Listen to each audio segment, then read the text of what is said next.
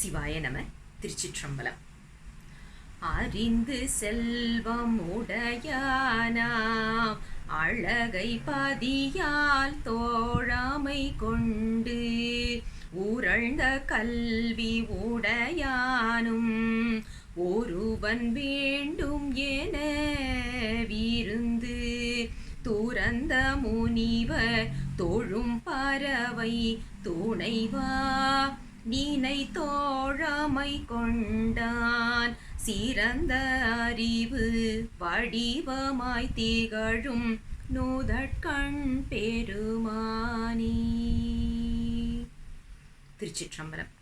ஞானாசிரியராகவும் ஞான குருவாகவும் எம்மை வழிநடத்தும் நம்பி ஆரூரர் திருவடிகளையும் அண்ணாமலை பெருமான் திருவடிகளையும் மனம் மொழி மெய்களால் வணங்கி இன்றைய ஞான சிந்தனையில் நாம் 7ஆம் திருமுறையில் இருந்து 64வது பதிகம், அதாவது திருத்திணை நகர் என்ற திருத்தலத்திற்கு உரித்தான பதிகத்தை சிந்திக்க இருக்கின்றோம், முற்பட போகின்றோம். இந்த பதிகம் பார்த்தீங்கன்னா மெய்ப்பாட்டியலில் நம்ம இலக்கணத்தில் மெய்ப்பாட்டியலில் உவகை என்ற பொருளில் செல்வம், அதாவது உண்மையான தொலையாத செல்வம் என்ற குறிப்பில் நமக்கு அற்புதமாக அருளி செய்யப்பட்டிருக்கின்ற பதிகமாக இந்த பதிகத்தை நாம் பார்க்க முடிகின்றது. நம்பி ஆரூரர் செலவு நயப்பு என்று சொல்லப்படுகின்ற வழியாக பார்க்கும்போது இது 4வதாக அருளி செய்யப்பட்ட ஒரு திருப்பதிகம் என்பது நமக்கு நன்றாக தெரியும். பண் வரிசையில் 64 என்று சொன்னாலும் நமக்கு வரலாற்று முறையில் 4வதாக அருளி செய்யப்பட்டது. நம்ம ஏற்கனவே சிந்திச்சிருக்கோம். பன்முறைக்கும் அல்லது நம்ம வரலாற்று முறைக்கும் தலைமுறைக்கும் உள்ள வித்தியாசம் என்ன அப்படிங்கிறத நாம் பார்த்துருக்குறோம். மீண்டும் ஒரு நினைவூட்டல். முதல்ல நம்மளுக்கு திருப்பதிகங்கள் கிடைச்சப்ப அதை எப்படி தொகுக்கிறது என்பது தெரியாத ஒரு காரணத்தினால நமக்கு கையில் கிடைச்ச பன்முறையில் முதல்ல தொகுத்து கொடுத்தாங்க நம்மளுடைய முன்னோர்கள். அதுக்கப்புறம் என்ன ஆச்சுதுன்னா, தல பயணம் செல்பவர்களுக்கு வசதியாக இருப்பதற்காக தல வரிசையில் அப்படின்னு சொல்லி நமக்கு திருமுறைகளை தொகுத்து கொடுத்தார்கள். அதற்கு பிறகு சேக்கிழார் பெருமான் வந்த பிறகு நமக்கு வரலாறுகள் தெரிய ஆரம்பித்த பிறகு இது அனைத்தையும் வரலாற்று முறையிலையும் நாம் தொகுக்க ஆரம்பித்தோம். இப்போ உள்ள காலகட்டத்தில் பார்த்தீங்கன்னா பன்முறை, தலைமுறை மற்றும் வரலாற்று முறை என்று இந்த பதிகங்கள் அனைத்துமே 3 விதமான தொகுப்புகளாக நமக்கு கிடைக்கிறத நாம் இன்றளவும் பார்க்க முடிகின்றது. நம்பி ஆரூரருடைய வரலாற்று முறையில் நாம் இப்போ சிந்திக்கிறதுனால 4வதாக அருளி செய்யப்பட்ட பன்முறையில் 64வதாக இருக்கின்ற பதிகம் திருத்திணை நகர். இந்த பதிகத்தை எப்படி பாடுவது, பண்ணோடு எப்படி பாடுவது என்பதை ஐயா இப்போ பாடி காமிக்க போறாங்க. அது முடிந்த பிறகு இந்த பதிகத்தோடைய சிந்தனைக்குள்ள நாம போகலாம். திருச்சிற்றம்பலம். தென்னாடுடைய சிவனே போற்றி, எந்நாட்டவர்க்கும் இறைவா போற்றி. நம்பியாரூரர் சுந்தரர் தேவாரம். பண் தக்கேசி, ராகம் காம்போதி, தாளம் ஆதி, தலம் திருத்திணை நகர். திருச்சிற்றம்பலம்.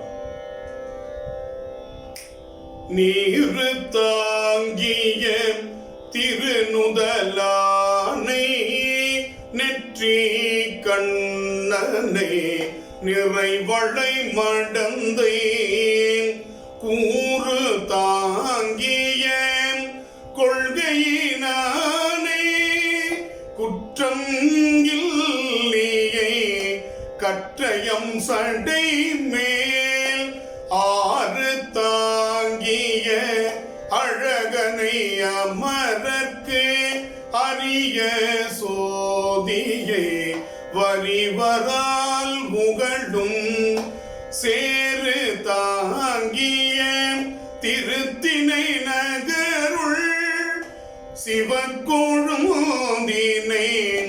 சென்றடை மன்னனே.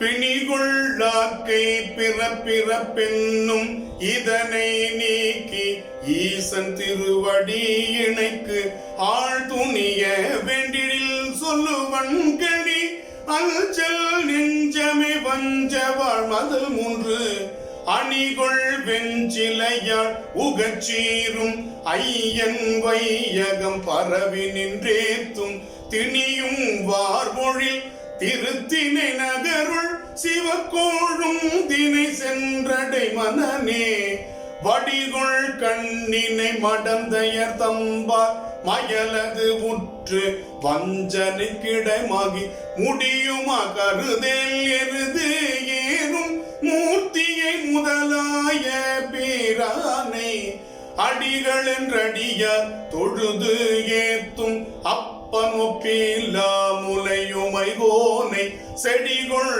கான்மலி திருத்தினை நகருள் சிவக்கோழும் தினை சென்றடை மனநே பாவமை புரிந்து அகலிடம் தன்னில் பல பகர்ந்தல்ல வந்து உயிர் வாழ்க்கைக்கு ஆவை என்றுழந்து அயர்ந்து விழாதே அண்ணல் தந்திரம் அறிவினால் கருதி மாவின் கீருரி உடை புனைந்தானை மணியினை மைந்தனை வானவர் கமுதை தேவ தேவனை திருத்தினை நகருள் சிவக்கோழும் தினை சென்றடை மனநே ஒன்றல உயிர் வாழ்க்கையை நினைந்திட்டு உடல் தளர்ந்து வருமானிதியற்றி என்றும் வாழலாம் எமக்கென பேசும் இதுவும் பொய் எனவே நினை உளமே குன்றுலவிய புயமுடையானை கூத்தனை குலவே குவலயத்தோர் சென்றல பயில் திருத்தினை நகருள் சிவக்கோழும் தினை சென்றடை மனநே வேந்தரை உலகு ஆண்டரம் புரிந்து விற்றிருந்த உடல் இது தன்னை தேந்திரந்தெந்துயர் உழந்திடும் என் பொக்க வாழ்வினை விட்டிடு நெஞ்சே பாந்தளம் கையில் ஆட்டுகந்தானை பரமனை கடல் சூர் தடிந்திட்ட சேந்தர் தாதையை திருத்தினை நகருள் சிவக்கோழும் தினை சென்றடை மனநே தன்னில் ஆசரு சித்தமும் இன்றி தவம் முயன்று அவம் ஆயின பேசி பின்னலர் சடை கட்டியன் வணிந்தால் பெரிதும்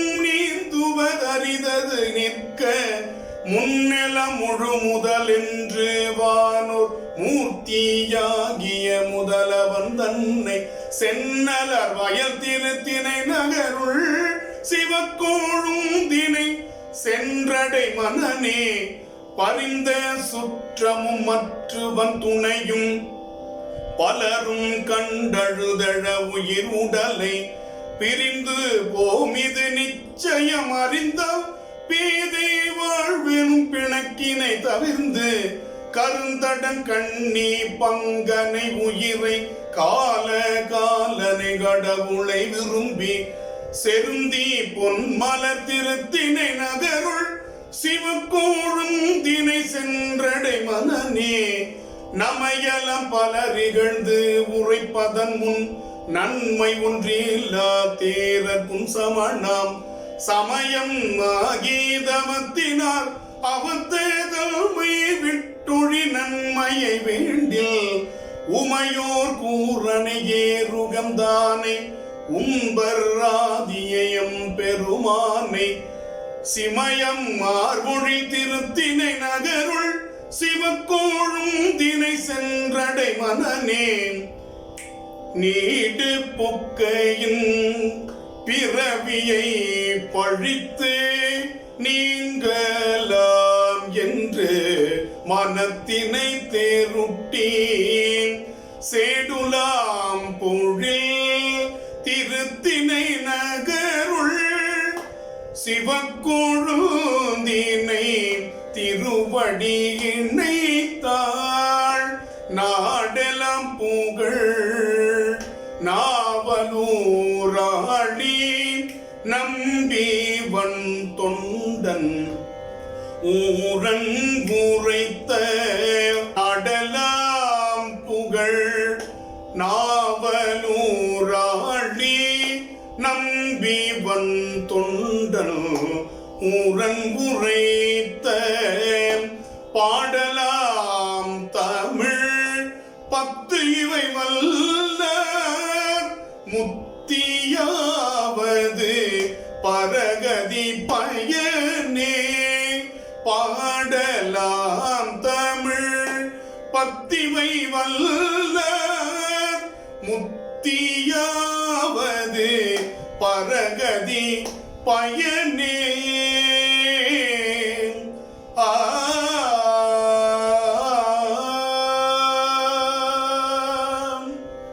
திருச்சிற்றம்பலம். சிவாய நம. திருச்சிற்றம்பலம். ஐயா நமக்கு எத்தனை அழகாக இதை பாட வேண்டும், பாட முடியும், பாட வேண்டும் என்பதை நமக்கு சொல்லிக் கொடுத்து அருள் செய்திருக்கின்றார்கள். பண்ணோடு இதே மாதிரி பாடுவோம் என்ற ஒரு சங்கல்பத்தோடு இன்றைய பதிக சிந்தனைக்குள்ள நாம போகலாம். இப்ப இந்த பதிகத்தோடைய சிறப்பு என்ன அப்படின்னு நாம ஏற்கனவே சிந்திச்ச மாதிரி பொழிப்புரையாக நாம் பார்க்கவில்லை, சிறப்புரையாகத்தான் இந்த முழு பதிகங்களையுமே நாம் பார்த்து கொண்டு வருகின்றோம். அந்த வரிசையில் 4வது பதிகமான 64வது பன்முறையில் அமைக்கப்பட்ட திருத்திணை நகர் பதிகத்தை பார்க்க போகின்றோம். இந்த பதிகத்தில் பார்த்தீங்கன்னா, அதாவது இந்த திருத்தலத்தோடைய சிறப்பை முதல்ல பார்த்துருவோம். இங்க அம்மையின் பெயர் இளங்கொம்பன்னாள், பெருமானுடைய பெயர் சிவக்கொழுந்தீசர். மரம், அதாவது தலவிருட்சம் என்று சொல்லப்படுவது கொன்றை, குளம் அதாவது தீர்த்தம் என்று சொல்லப்படுவது சாம்புவ தடாகம். கடலூர் மாவட்டத்தைச் சேர்ந்த திருத்தலம் இந்த தலம். அது மட்டும் இல்லாம இந்த காலத்திற்குரிய பெயர் பார்த்தீங்கன்னா தீர்த்த நகரி என்ற பெயரில் இது வழங்கப்படுகின்றது.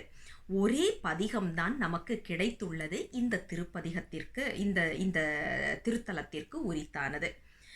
இந்த பதிகத்தை உடைய சிறப்பு என்ன அப்படின்னு பார்த்தோம்னா, நெஞ்சுக்கு உபதேசம் சொல்லுவது போல நெஞ்சாற்று படையாக நம் நம்பி ஆரூரர் இதை அருளி செய்திருப்பதை நாம பார்க்க முடிகின்றது.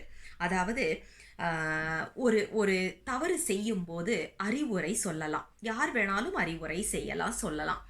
ஆனா தனது நெஞ்சுக்கே உபதேசம் சொல்லுவது போல நம்ம அருளாளர்கள் அருளி செய்திருக்கின்ற நிறைய பதிகங்களை பார்க்கின்றோம்.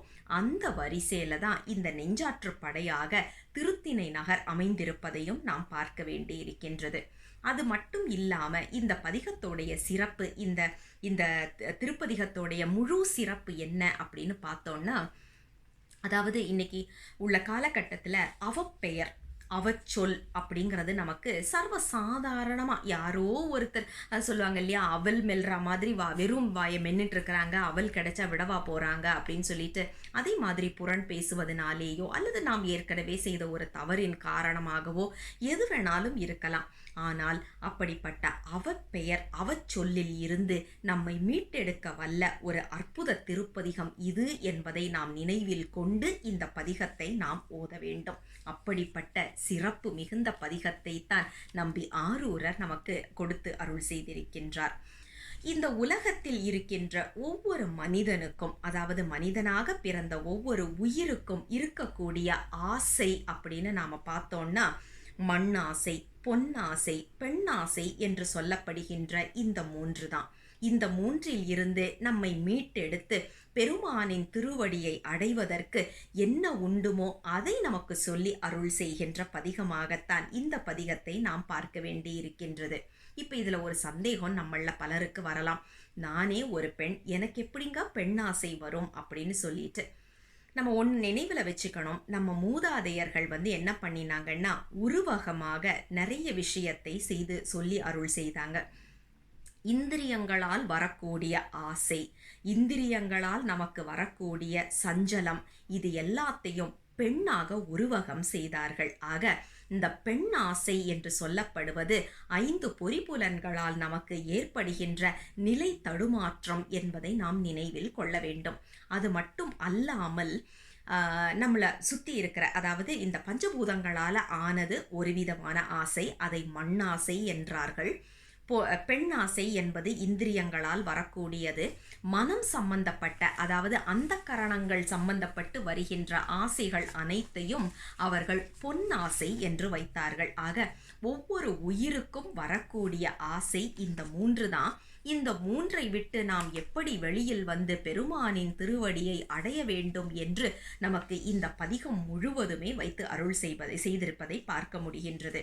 உதாரணத்துக்கு பார்த்தீங்கன்னா, மண்ணாசை என்பதை 6வது பாடலிலும், பொன்னாசை என்பது 5வது பாடலிலும், பெண்ணாசை என்பதை 3வது பாடலிலுமாக வைத்து அருள் செய்திருக்கின்றார் நம்பி ஆரூரர். சரி, இப்போ முதல் பாடலை நாம சிந்திக்கலாம். நீரு தாங்கிய திருநுதலானை, நெற்றிக் கண்ணனை, நிறைவளை மடந்தை கூறு தாங்கிய கொள்கையினானை, குற்றம் இல்லியை கற்றை சடைமேல் ஆறு தாங்கிய அழகனை, அமரர்க்கு அரிய சோதியை வரிவரால் உகழும் சேறு தாங்கிய திருத்தினை நகருள் சிவக்கொழுந்தினை சென்றடை மனனே. இந்த பாடல் ரொம்ப முக்கியத்துவம் வாய்ந்த ஒரு பாடல் என்பதை நாம் நினைவில் கொள்ள வேண்டும். ஏன் அப்படிங்கிறத இன்னும் கொஞ்ச நேரத்துல நாம பார்க்க போகின்றோம். இந்த பாடலை பாருங்க, கொழுந்து அப்படிங்கிற ஒரு சொற்றொடரை வச்சு நமக்கு அருள் செய்திருக்கின்றார் நம்பி ஆரூரர். அது என்ன கொழுந்து அப்படின்னு பார்த்தோம்னா, நம்ம எல்லாருக்கும் என்ன உடனே மனசுல வரும் அப்படின்னா, வேப்பங்கொழுந்து அல்லது நமக்கு தளிர் விட்டு வருகின்ற துளிர் வருகிறது இல்லையா, ஒரு மரத்துல ஒரு செடியில இருந்து மாந்தளிர், இதை எல்லாத்தையும் கொழுந்து அப்படின்னு நாம இன்னைக்கு சொல்றோம். அதுதான் நமக்கு உடனே மனசுக்கு ஞாபகத்துக்கு வரும். ஆனா நாம ஒண்ணு புரிஞ்சுக்கணும், இங்க சொல்ற கொழுந்து என்பது அந்த அந்த மாந்தளிர் போல இருப்பதாக இருக்கலாம் சில இடங்கள்ல. ஆனா பெரும்பாலான இடங்கள்ல அந்த பொருள்ல வர்றது இல்லை. ஏன் அப்படிங்கிறத நம்ம சான்றோட பார்க்க போறோம். முதல்ல இந்த பதிகத்துல பார்த்தீங்கன்னா, இந்த கொழுந்து அப்படின்னு சொல்லுவது எப்படி அமைத்து கொடுத்திருக்கின்றார் அப்படின்னா, இலிங்கமாக, சோதி வடிவமாக கொழுந்து, ஏன்னா சோதியும் கொழுந்து தானே, அப்படித்தான் நமக்கு இதை சொல்லி அருள் செய்கின்றார். சிவம் என்றால் மங்களம், அதனாலதான் சிவ கொழுந்து, மங்களமான சோதி என்ற ஒரு குறிப்பில் தான் இந்த பாடலை நமக்கு சொல்லி அருள் செய்வதை நாம பார்க்க முடிகின்றது. இந்த சோதிங்கிறத எதை வச்சு சொல்றோம் அப்படிங்கிற ஒரு கேள்வி வர்றவர்களுக்காக சற்று நாம் நம்பி ஆரூரருக்கு முன் பதிகங்களை அருளி செய்தவர்களுக்கும் பின் பதிகங்களை அருளி செய்தவர்களுடைய உதவியினாலேயும் நாம் இந்த சொற்றொடரை கொஞ்சம் சிந்திக்க போகிறோம். அதாவது 10ஆம் திருமுறையில திருமந்திரத்துல ஞான கொழுந்து என்று நாம் திருமந்திரத்துல வர்றதை நம்ம பார்க்கிறோம். ஞான கொழுந்து என்பது ஞான இலிங்கம் என்ற நினைவில் நமக்கு படிக்க வேண்டும் என்பது அந்த பொருள் படித்தவர்களுக்கு நன்றாக தெரியும். முதல் திருமுறையில 50வது பதிகம் மிக அற்புதமான பதிகம். அந்த 50வது பதிகம், அதுல தேவர்குல கொழுந்தே என்று நமக்கு காழிப்பிள்ளையார் அருளி செய்திருப்பார். ஆக இந்த கொழுந்து என்று சொல்லப்படுவது புதிய ஒரு சொற்றொடர் இல்லை என்பதை நாம் நினைவில் கொள்ள வேண்டும். சரி, அடுத்தது பாருங்க, 4ஆம் திருமுறையில 28வது பதிகத்துல இந்திரன் வேள்வித்தீயில் எழுந்ததோர் கொழுந்தின் அப்படின்னு அப்பர் பெருமான் சொல்றாரு. இப்ப யோசிச்சு பாருங்க, வேள்வித்தீல எங்கெங்க மான் தளிர் வரப்போகுது? அப்ப அது இல்லை என்பது நமக்கு தெரிகின்றது. அப்ப சோதியைத்தான் கொழுந்து என்று நம் அருளாளர்கள் அருளி செய்திருக்கின்றார்கள் என்பதை நாம் நினைவில் கொள்ள வேண்டும். அது மட்டும் இல்லாம 4ஆம் திருமுறையில 96வது பதிகத்துல பாத்தீங்கன்னா, சிவக்கொழுந்து என்ற இந்த சொற்றொடரை அப்படியே நமக்கு அப்பர் பெருமான் பயன்படுத்துறதையும் பார்க்க முடிகின்றது. 109வது பதிகத்திலையும் பாத்தீங்கன்னா, துன்னார் கடந்தையுள் தூங்கான மாட சுடர் கொழுந்தே என்று சுடர் கொழுந்து என்பதையும் நம் அப்பர் பெருமார் மீண்டும் சொல்லி அருள் செய்வதை பார்க்க முடிகின்றது. சரி, இது எல்லாமே நம்பி ஆரூரர் காலத்திற்கு முற்பட்டவர்கள். அதற்கு பின்னால வந்த 9ஆம் திருமுறை ஆசிரியர்களும் இதே சொற்றொடரை இப்படியே பயன்படுத்தி இருப்பதை நாம பார்க்க முடிகின்றது. அதாவது 9ஆம் திருமுறையில 3வது திருப்பதிகத்துல பாத்தீங்கன்னா, அமரர் தனி கொழுந்து என்ற ஒரு சொற்றொடரை பார்க்க முடிகின்றது.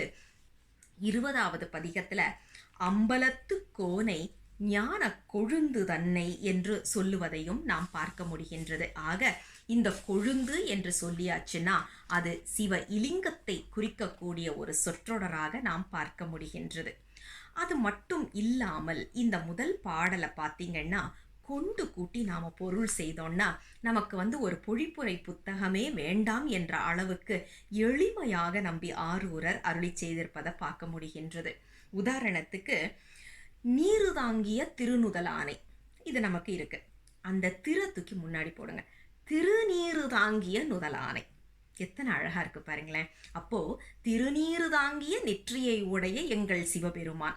அது மட்டும் இல்லாமல் இன்னொரு இடத்துலையும் கொண்டு கூட்டி பொருள் செய்கிற மாதிரி அற்புதமாக கொடுத்திருக்கிறாரு. அமரர்க்கு அரிய குற்றமில் சோதி திருத்தினை நகருள் சிவக்கொழுந்தினை அப்படிங்கிற ஒரு சொற்றொடரை பயன்படுத்தி இருப்பதையும் நாம பார்க்க முடிகின்றது.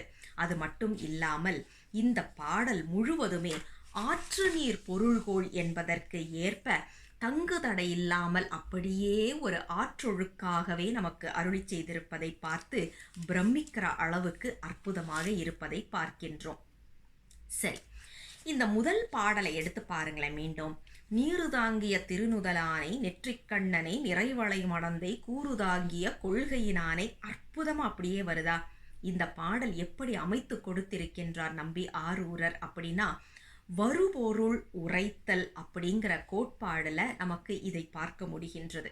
அதாவது இந்த பாடல்ல இருக்கிற ஒவ்வொரு சொற்றொடரையும் அப்படியே பிரித்து பிரித்து பிரித்து நாம எடுத்தோம்னா அப்படியே நமக்கு 2வது பாடல், 3வது பாடல், 4வது பாடல்னு அழகா ஏற்புடையதா பொருத்தமாக இருப்பதை நாம் பார்க்க முடிகின்றது.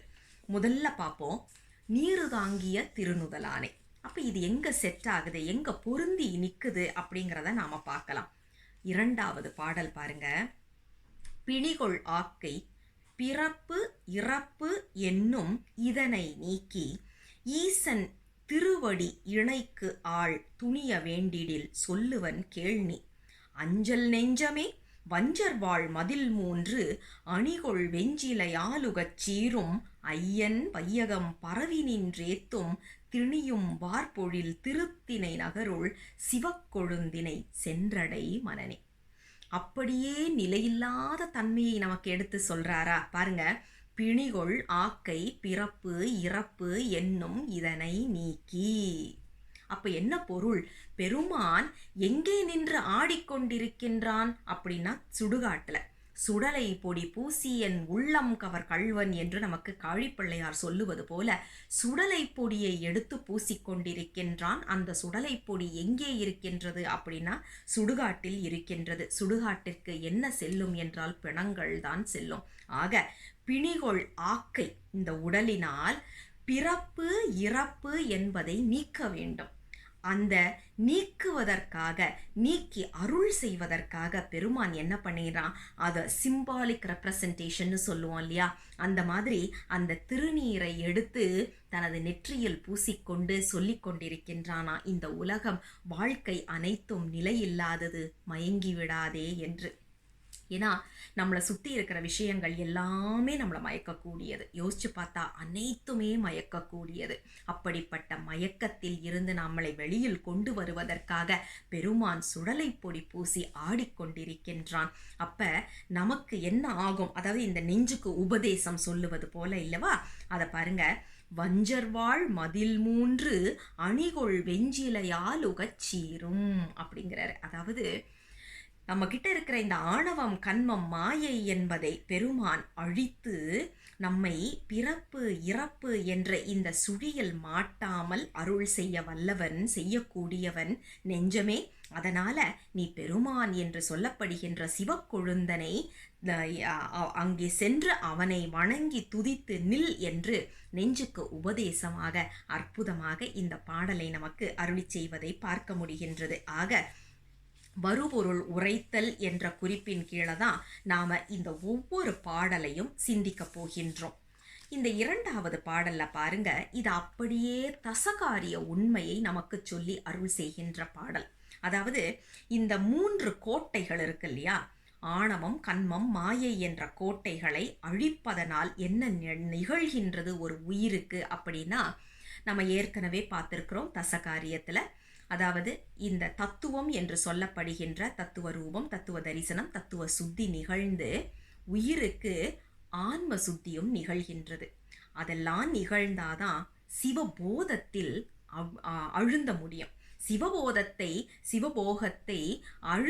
சிவபோகத்தை அனுபவிப்பதற்கும் அதில் அழுந்துவதற்கும் இந்த உயிருக்கு என்ன வேண்டும் என்றால், நீருதாங்கிய திருநுதலை கொண்ட பெருமானின் திருவடியை வணங்க வேண்டும் அப்படிங்கிற குறிப்பை தான் நமக்கு இந்த இரண்டாவது பாடலில் வைத்து நம்பி ஆரூரர் அருளி செய்திருப்பதை பார்க்க முடிகின்றது. சரி, மூன்றாவது பாடல் பார்ப்போம்.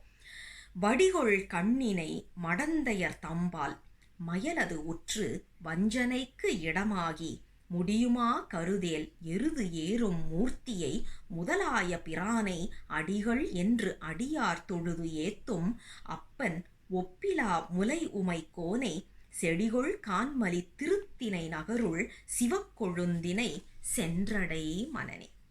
இந்த பாடல்ல பார்த்தீங்கன்னா அப்படியே நமக்கு நெற்றிக் கண்ணனை என்று சொல்லப்படுகின்ற அந்த சொற்றொடருக்கு ஏத்த ஒரு பாடலாக அமைத்து கொடுத்திருப்பதை பார்க்க முடிகின்றது. நெற்றிக்கண் என்ன செய்திருக்கு அப்படின்னு நாம பார்த்தோம்னா, 3 தொழிலையும் செய்ய வல்லது பெருமானின் நெற்றிக்கண். நம்ம எல்லாருக்கும் தெரியும், முருகப்பெருமானை படைத்தது, அம்மை விளையாட்டா கண்ணை மூட உலகத்தை காக்க வேண்டும் என்று நெற்றிக்கண்ணை பெருமான் திறந்தான். அதனால காத்தல் தொழிலை செய்கின்றது. 3வதா காமனை அழித்தது. இந்த காமனை அழித்த வரலாற்றை அப்படியே எடுத்து நாம இந்த பாடல்ல பொருத்தி பார்த்தோம்னா, நெற்றி கண்ணனை என்று நமக்கு முதல் பாடல்ல சொல்ற அந்த 2வது சொற்றொடர் அப்படியே இதுல பொருந்துது. வடிகொள் கண்ணினை மடந்தையர் தம்பால் என்று சொல்லப்படுகின்ற அந்த விஷயத்துல வச்சு அப்படியே நாம பார்த்து நம்ம இதுல இருந்து வெளியில் வருவதற்கு பெருமானின் திருவடியை பற்ற வேண்டும் அப்படிங்கிற ஒரு குறிப்பாக நாம் இந்த பாடலை பார்க்க முடிகின்றது. ஆக நெற்றிக் கண்ணனை என்பதை மடந்தையர் தம்பால் என்ற அந்த பாடலோடு ஒப்பிட்டு பார்த்தது மட்டும் அல்லாமல், இந்த பாடல் நமக்கு குரு இலிங்க சங்கம வழிபாட்டை நமக்கு எடுத்து சொல்லும் பாடலாகவும் இருக்கின்றது. குரு என்பது முதலாய பிரான், சங்கமம் என்பது அடியார், இலிங்கம் என்பது சிவக்கொழுந்து. ஆக இது அனைத்தையும் நமக்கு வைத்து அருள் செய்கின்ற பாடலாக பார்க்கின்றோம். அது மட்டும் இல்ல, இந்த வஞ்சனைக்கு இடமாகி என்று சொல்லுவதை 7ஆம் திருமுறையில 7வது திருப்பதிகத்துல நாம மீண்டும் அதை சிந்திக்க போகின்றோம். வடிகொள் கண்ணியர் வஞ்சனையுள் பட்டு மயங்காதே என்ற ஒரு குறிப்பை நமக்கு நம்பி ஆரூரர் மீண்டும் பதிவு செய்ய போற இடத்தை நாம பார்க்க போகின்றோம். சரி, 4வது பாடல். அது என்ன 4வது பாடல் அப்படின்னா, பாவமே புரிந்து அகலிடம் தன்னில் பல பகர்ந்து அலமந்து உயிர் வாழ்க்கைக்கு ஆவ என்று உழந்து அயர்ந்து வீழாதே, அண்ணல் தந்திரம் அறிவினால் கருதி மாவின் ஈருரி உடை புனைந்தானை மணியை மைந்தனை வானவர்க்கு அமுதை தேவதேவனை திருத்தினை நகருள் சிவக்கொழுந்தினை சென்றடை மனனே. எத்தனை அழகான ஒரு பாடல் பாருங்களேன். இதுல பாவமே புரிந்து அகலிடம் தன்னில் பல பகர்ந்து அலமந்து உயிர் வாழ்க்கைக்கு, இந்த வாழ்க்கை நான் எப்படிப்பட்ட ஒரு வாழ்க்கை வாழ்ந்து கொண்டிருக்கிற சாமி, இதுல இருந்து எனக்கு அறிவு விளக்கம் தரமாட்டாயா என்று முறையிடுகின்ற ஒரு அற்புதமான பாடல். நம்ம எல்லாருக்குமே தெரியும், பெருமான் ஒவ்வொருவரை, அதாவது 63 நாயன்மார்கள்லையும் பார்த்தீங்கன்னா ஒவ்வொரு இடத்துல அவர்களை சோதிப்பது என்று சொல்லக்கூடாது, ஆனால் இந்த பாடலுக்காக நாம் அதை எடுத்துக்கலாம். ஒவ்வொரு இடத்துலையும் பெருமான் விளையாடும் போது நீங்கள் பார்த்தீங்கன்னா தனியாக வருவார். ஆனால் அருள் செய்ய வேண்டிய இடத்துல எப்பவுமே அம்மையப்பராகத்தான் வருவார். அம்மையப்பரே உலகுக்கு அம்மையப்பர் என்று சொல்லப்படுகின்றது போல அம்மையப்பராக உயிருக்கு விளக்கத்தை கொடுத்து, அறிவை கொடுத்து, கலைஞானம் என்பதை தாண்டிய ஞானத்தை கொடுத்து அருள் செய்ய வல்லவன் நம் சிவபெருமான். அம்மையப்பராக அருள் செய்ய வல்லவன். அந்த குறிப்பை தான் நாம இந்த பாடல்ல வைத்து பார்க்க வேண்டி இருக்கின்றது.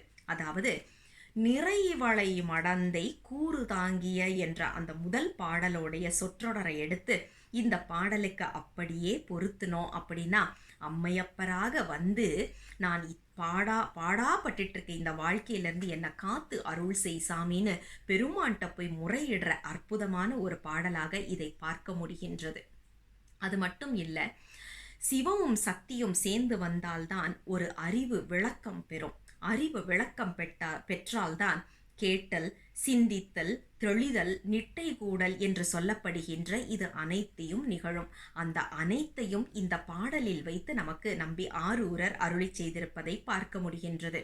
உதாரணத்துக்கு, அறிவினால் என்பது கேட்டல், கருதி என்பது சிந்தித்தல், சென்று என்பது தெளிதல், அடைதல் என்பது நிட்டை கூடல் என்று இந்த நான்கும் நிகழ்ந்தால்தான் உயிருக்கு அறிவு விளக்கம் பெறும் என்ற உண்மையினை மிக அழகாக நமக்கு எடுத்துச் சொல்லி அருள் செய்வதை பார்க்க முடிகின்றது. சரி, 5வது பாடல். ஒன்றலா உயிர் வாழ்க்கையை நினைந்திட்டு உடல் தளர்ந்து அருமா நிதி இயற்றி என்றும் வாழலாம் எமக்கென பேசும் இதுவும் பொய்யெனவே நினைவுளமே. குன்றுலாவிய புயமுடையானை குத்தனை குலாவிக் குவலயத்தோர் சென்று எலாம் பயில் திருத்தினை நகருள் சிவக்கொழுந்தினை சென்றடே மனனே. இந்த பாடல் அப்படியே கொள்கையினானை அப்படின்ற அந்த முதல் பாடல்ல கொள்கையினானேன்னு வருதில்ல, அதை அப்படியே எடுத்தீங்கன்னா இதுல பொருந்தும். இந்த பாடல் நமக்கு எப்படி, அதாவது இந்த 5வது பாடலை பார்த்தீங்கன்னா உலகாயதர் மறுப்பு என்பதை மேலோட்டமா நாம பார்த்துடலாம். ஆனா இந்த உலகாயதன்றது யாரு அப்படின்னு பார்த்தோம்னா, நீங்க வெளியில எங்கேயுமே தேட வேண்டாம், நமக்குள் இருப்பவர்கள். இந்த காழிப்பிள்ளையார் பாடுறாரு, பிற சமயங்களை மறுத்து பாடுறாரு, இதெல்லாம் நாம் மேலோட்டமா பார்க்குறோம். இன்னைக்கு உள்ள காலகட்டத்தில் இவர்களை வெளியில் தேடக்கூடாது, நம்மிடம் இருக்கின்றார்கள் என்ற தெளிவோடு நாம் பார்க்கணும். கொள்கை நமக்குள்ளால எத்தனை கொள்கை இருக்கு. சைவத்தில் தான் இருக்கிறோம், ஆனால் எத்தனை விதமான கொள்கை இருக்கு. சித்தாந்தம் இருக்கிறவங்களுக்கு திருமுறை வேண்டாம், திருமுறை இருக்கிறவங்களுக்கு உழவாரம் வேண்டாம். இப்படிப்பட்ட தவறான கொள்கைகளில் நாம் இருக்கிறோமே. இந்த கொள்கைகள் அனைத்தையும் விட்டு பெருமானிடம் அன்பு மட்டுமே உண்மையான கொள்கை என்பதை நாம் நிலைநிறுத்த வேண்டும் என்பதுதான் இந்த கொள்கைக்கான அற்புதமான ஒரு பாடல். அதாவது இதில் பாருங்க, ஒன்றலா உயிர் வாழ்க்கையை நினைந்திட்டு, எனக்கு உழவாரம்தான், சித்தாந்தம் வேண்டாம், திருமுறை வேண்டாம், அல்லது எனக்கு சித்தாந்தம் போதும், திருமுறை வேண்டாம், உழவாரம் வேண்டாம், ஏன்னா சித்தாந்தம் படிச்சுட்டாக்க என்னுடைய அறிவு எங்கேயோ நிற்குது, அதனால நான் திருமுறையெல்லாம் பாட மாட்டேன், கோயிலெல்லாம் நான் சுத்தம் பண்ண மாட்டேன் அப்படின்னு சொல்கிறவங்கள நாம் இன்னைக்கு பார்க்குறோம். எனக்கு திருமுறை போதுங்க, சித்தாந்தம்லாம் வேண்டாங்க அப்படின்னு சொல்கிறதையும் நாம் பார்க்குறோம். யோசிச்சு பாருங்க, பெருமானுக்கு 3 கண்கள் போலத்தான் இந்த 3மே, சித்தாந்தமும் சரி, திருமுறைகளும் சரி, அல்லது நமக்கு உழவாரமும் சரி. 3 கண்ணில் ஒரு கண்ணு மட்டும் போதும், 2 கண்ணு வேண்டான்னு சொல்றது எப்படி நியாயமா இருக்கும்? அப்படிதான் இன்று நாம் கொள்கைகளை மாற்றிக்கொண்டு இருக்கின்றோம். ஆக இந்த கொள்கை என்பதை நாம் வெளியில் தேட வேண்டாம், உலகாயதன் என்பதை வெளியில் தேட வேண்டாம், நம்முள் இருக்கின்ற அந்த உலகாயதனை தேடி அதில் இருந்து நாம் மீண்டு வெளியில் வர வேண்டும். அனைத்துமே பெருமான் கொடுத்த நெறி. சரியை, கிரியை, யோகம், ஞானம் என்பது அனைத்துமே பெருமான் கொடுத்த நெறி என்பதை நாம் நினைவில் கொண்டு, அப்படிப்பட்ட பெருமானை அடைவதற்கு எந்த வழியில் சென்றாலும் மற்ற வழிகளை நாம் குறை சொல்லுவதோ மட்டம் தட்டுவதோ கூடாது என்ற தெளிவினை நமக்கு கொடுக்கக்கூடிய பாடலாக இந்த பாடலை கொள்கையினானை என்ற குறிப்போடு நமக்கு வைத்து அருள் செய்வதை பார்க்க முடிகின்றது. சரி, 6வது பாடல். வேந்தராய் உலக ஆண்டு அறம் புரிந்து வீற்றிருந்த இவ்வுடலிது தன்னை தேய்ந்து இறந்து வெந்துயர் உழந்திடும் இப்பொக்க வாழ்வினை விட்டிடு நெஞ்சே. பாந்தள் அங்கையில் ஆட்டுகந்தானை பரமனை கடல் சூர் தடிந்திட்ட சேந்தர் தாதையை திருத்தினை நகருள் சிவக்கொழுந்தினை சென்றடே மனனே. இந்த பாடல் அப்படியே குற்றம் இல்லையே. ஏன்னா இந்த பாடல் எப்படின்னா, தன்னை பத்தின, தன் உடல் பத்தின அகச்சான்றாக அமைத்து கொடுத்திருக்கின்றார். அதாவது நரசிங்க முனையரையர் என்ற ராஜா தன்னை தத்தெடுத்து வளர்த்தது, அந்த குறுநில மன்னர் வளர்த்தது நம்ம எல்லாருக்குமே நம்பி ஆரூரருடைய வரலாறு படித்தவர்களுக்கு தெரியும். ஆக மன்னனாக வாழ்ந்தாலும் நானும் இறுதியில் ஒரு நாள் இந்த உடலும் இறந்து போகக்கூடியது அப்படிங்கிற நிலையில்லாத தன்மையை உணர வேண்டும் என்று நமக்கு சொல்லி அருள் செய்கின்றார். நமக்கு சொல்லுவாங்க, அலெக்சாண்டர் அப்படின்னு ஒரு மிகப்பெரிய மன்னன் இருந்தார். அவர் உலகத்தையே ஆட்சி செய்து கொண்டு பயங்கரமாக போகிற இடத்துல எல்லாம் சக்ஸஸ் தான், அவருக்கு எல்லா இடத்துலையும் வெற்றி அடைந்து வந்து கொண்டிருந்தார். அப்போ அவர் உடல் நலம் நலிந்து இருக்கிற நேரத்தில் அவருடைய மந்திரிகளை கூப்பிட்டு சொல்கிறாரு, நான் இறந்த பிறகு நீங்கள் 3 காரியம் செய்யணும். 1, என் சவப்பெட்டியை தூக்குவதற்கு உலகில் சிறந்த மருத்துவர்கள் தூக்கி செல்ல வேண்டும். 1. 2வது, நான் கைப்பற்றின பொருள்கள் அனைத்தையும் அப்படியே அந்த ரோட்டில் போட்டுட்டே போனேன். இப்போ நம்ம பூ மாதிரி போடுறோம் இல்லையா, அந்த மாதிரி எல்லாத்தையும் விதைத்து கொண்டே செல்ல வேண்டும். 3வதாக, தனது கை சவப்பெட்டியில் இருந்து வெளியில் விரிந்து கிடக்க வேண்டும் அப்படின்னு சொன்னதாக சொல்லுவாங்க. அப்போ இந்த அந்த மந்திரிகளுக்கு ரொம்ப, ஏன் இப்படி சொல்கிறீங்க மன்னா அப்படின்னு சொல்லி கேட்கும்போது அவர் சொன்னாராம், உலகத்தில் மிகச்சிறந்த மருத்துவனால கூட ஒரு எல்லாரையும் காப்பாற்றிட முடியாது. மரணம் என்பது அனைவரையும் தூக்கி சாப்பிட்டுட்டு போகிற ஒரு குறிப்பு அப்படின்றத சொல்லிட்டு, நான் கைப்பற்றின அனைத்துமே மண்ணுக்கு சொந்தமானது, மண்ணில் இருந்து வந்தது மண்ணுக்குத்தான் செல்ல வேண்டும், என் கையில் எதுவும் இல்லை, வெறுங்கையோடு வெறுங்கையோடு செல்லுகின்றேன் என்று அலெக்சாண்டர் சொன்னதா சொல்லுவாங்க. ஆனால் யோசிச்சு பாருங்க, அவர்களுக்கு அந்த அறிவெல்லாம் எத்தனை காலம் கழித்து பெருமான் கொடுத்திருக்கிறார். ஆனால் நம்ம நம்பி ஆரூரர் இளம் வயதிலேயே இந்த பதிகங்களை எல்லாம் கொடுத்து, இதுதான் வாழ்க்கை, இதுதான் நிரந்தரம் என்பதை நமக்கு எத்தனை அழகாக எடுத்து சொல்லி அருள் செய்கின்றதை பார்க்க முடிகின்றது இல்லையா? ஆக குற்றம் இல்லையை என்று தனது உடல் பத்தின ஒரு குறிப்பாக வைத்து நம்ம பெருமானை நோக்கி செல்ல வேண்டும். பெருமானை நோக்கின பயணத்திற்கு எதையுமே தடையாக நாம் எடுக்கக்கூடாது. நாம் பிறந்து வாழ்ந்து வளர்கின்ற சூழலையும் சேர்த்து அப்படிங்கிற குறிப்பை மிக அழகாக இதில் எடுத்து சொல்லுகின்றார். அது மட்டும் இல்லாமல் பார்த்தீங்கன்னா, இந்த பாடலில் முருகப்பெருமானுடைய ஒரு குறிப்பு வருது. குற்றமில்லாத சோதியில் இருந்து வந்த குற்றமில்லாத அழகனை படைத்தவர் இல்லையா நம்ம சிவபெருமான். ஆக குற்றம் இல்லையை என்ற குறிப்பை நாம் மிக அழகாக இதில் வச்சு பார்க்க முடிகின்றது. சரி, அடுத்தது 7வது பாடல். தன்னில் ஆசரு சித்தமும் இன்றி தவம் முயன்று அவமாயின பேசி, பின்னலார் சடை கட்டி என்பு அணிந்தால் பெரிதும் நீந்துவது அரிது அது நிற்க, முன்னெலாம் முழுமுதல் என வானோர் மூர்த்தி ஆகிய முதலவன் தன்னை சென்னல்லார் வயல் திருத்தினை நகருள் சிவக்கொழுந்தினை சென்றடை மனனே. இந்த பாடல்ல பார்த்தீங்கன்னா அப்படியே சடை பற்றின குறிப்பு நிறைய வர்றதை பார்க்க முடிகின்றது. அதனால் அப்படியே முதல் பாடலுக்கு போனீங்கன்னா, கற்றையம் சடை மேல் 6 தாங்கிய அழகனைன்னு இருக்குல்ல, அதை அப்படியே எடுத்து இந்த பாடலுக்கு பொருத்தி நாம் பார்க்க முடியும். அதாவது இது மீமாம்சை மறுப்பு என்பது போல அமைத்து கொடுத்திருந்தாலும், இந்த மீமாம்சையர்களை வெளியில் தேடக்கூடாது. நாம் சொன்ன மாதிரி நம்முள் இருப்பவர்கள், நம்மிடம் இருப்பவர்கள் யாரு? நம்மிடம் இருக்கக்கூடிய மீமாம்சகர்கள் அப்படின்னா, நமக்குன்னு ஒவ்வொரு கொள்கையை வச்சுட்டு இதுதான் சரி, இதுதான் நான் செய்து கொண்டு வருகின்றேன், மற்றவங்க செய்கிறது எல்லாமே தப்பு அப்படின்னு சொல்லி நமக்குள்ளால எத்தனை பிரிவுகளோடு நாம் இன்று வாழ்ந்து கொண்டிருக்கின்றோம். அந்த பிரிவுகளில் இருந்தெல்லாம் நாம் வெளியில் வர வேண்டும். முதல்வன் ஒருவனே என்ற ஒரு நிலைப்பாடு நமக்கு வர வேண்டும் அப்படிங்கிற குறிப்பை தான் நமக்கு இந்த பாடல்ல வைத்து அருள் செய்கின்றார். நம்மளுடைய அனைவருடைய நிலைப்பாடையும் இந்த பாடல்ல வச்சு நாம பொருத்தி பார்க்க முடிகின்றது. வெளியில தேட வேண்டாம், நமக்குள் இருக்கின்ற அந்த மீமாம்சகர்களை கண்டுபிடித்து பெருமானிடம், பெருமானே இவர்களின் பிடியில் இருந்து என்னை மீட்டு அருள் செய் அப்படின்னு பெருமானுடைய திருவடிக்கு நாம விண்ணப்பமாக வைக்க வேண்டிய அற்புதமான ஒரு பாடல் இந்த பாடல். சரி, அடுத்தது 8வது பாடல். பரிந்த சுற்றமும் மற்றுவன் துணையும் பலரும் கண்டு அழுது எழ உயிர் உடலை பிரிந்து போம் இது நிச்சயம் அறிந்தால், பேதை வாழ்வெனும் பணக்கினை தவிர்ந்து கருந்தடங்கண்ணி வங்கனை உயிரை காலகாலனை கடவுளை விரும்பி செருந்தி பொன்மலர் திருத்தினை நகருள் சிவக்கொழுந்தினை சென்றடையே மனனே.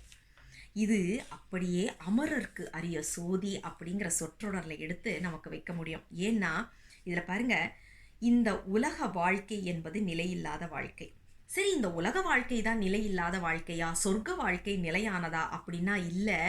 எத்தனையோ பிறவிகள் எடுத்தாலும் நமக்கு 7 வகை பிறவிகள் என்று சொல்லுவதில் தேவர் என்பதும் ஒரு வகை பிறவிதான். ஆக இந்த தேவர் என்று சொல்லப்படுகின்ற பிறவியில் இருந்தும் நம்மை மீட்டு வெளியில் கொண்டு வர வேண்டியது பெருமானின் திருவடி மட்டுமேதான். அந்த திருவடிக்கு நாம் வைக்கின்ற பற்று மட்டுமேதான் அப்படிங்கிற குறிப்பை தான் இந்த பாடலில் வைத்து அருள் செய்து கொடுக்கின்றார் நமக்கு நம்பி ஆரூரர். இதில் பாருங்க, எப்படிப்பட்ட உடலாக இருந்தாலும் பரிந்த சுற்றமும் மற்றவன் துணையும் பலரும் கண்டு அழுது எழு உடல் உயிர் உடலை பிரிந்து போம். அழுது புலம்பினா விட்டுட்டா போவாயம அப்படின்னா கண்டிப்பாக கிடையாது. எத்தனை பேர் வந்து அழுதாலும் சரி, எத்தனை உலகமே சேர்ந்து அழுதாலும் சரி, நாம் கண்டிப்பாக இந்த உயிர் உடலை விட்டு பிரிகின்ற ஒரு நேரம் காலம் வந்தே தீரும். நமக்கு ஒரு சினிமா பாட்டு வரும், எல்லாருமே மண்ணுக்குள்ளே இருக்கிறாங்க அப்படிங்க. தங்க புஷ்பம் சாப்பிட்டாலும் சரி, கஞ்சி சாப்பிட்டாலும் சரி, மண்ணுக்குள்ளே போகிறது நிச்சயம் அப்படிங்கிற நிலையில்லாத தன்மையை நமக்கு ஒரு சினிமா பாட்டல் உணர்த்தும் இல்லையா?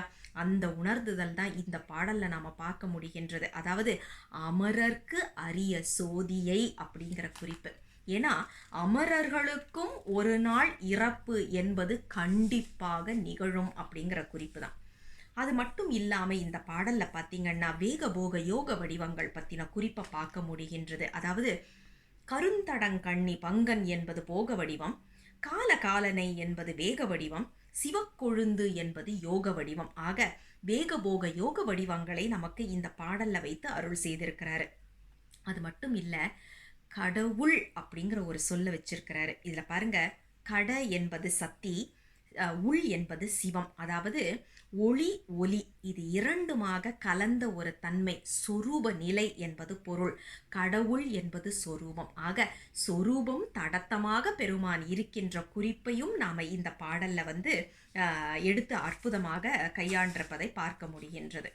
அடுத்தது பாருங்க, வரிவரால்வுகளும் சேரு தாங்கிய என்ற முதல் பாடலுடைய குறிப்பை அப்படியே 9வது பாடலுக்கு வச்சு நாம் பார்க்க முடிகின்றது. இங்கே பாருங்க, 9வது பாடலில் நமையலாம் பலர் இகழ்ந்து உரைப்பதன் முன் நன்மை ஒன்றிலா தேரற்புன் சமணாம் சமயம் ஆகிய தவத்தினார் அவத்த தன்மை விட்டொழி நன்மையை வேண்டில் உமையோர் கூரனை ஏறுகந்தானே உம்பர் ஆதியை எம்பெருமானை சிமயம் ஆர்பொழில் திருத்தினை நகருள் சிவக்கொழுந்தினை சென்றடை மனனே.